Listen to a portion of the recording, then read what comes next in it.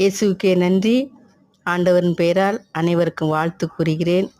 இந்த தவக்கால நாளிலே ஆண்டவர் என்னிடம் பேசிய வார்த்தைகள் யோவேல் 1:14, 2:13 ஆண்டவர் இவ்வாறு கூறுகிறார்.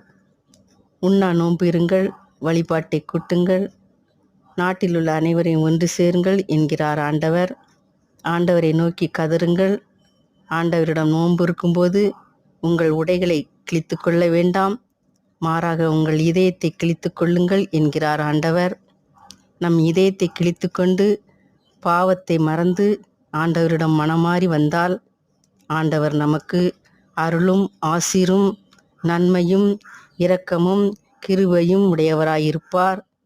ஆண்டவர் என்றும் உங்களோடு இருப்பாராக. ஆமேன். ஜெபம் செய்வோம். எங்களை நேசிக்கின்ற நல்ல தகப்பனே, எங்களை வழிநடத்துகிற நல்ல ஆயனே, உம்மை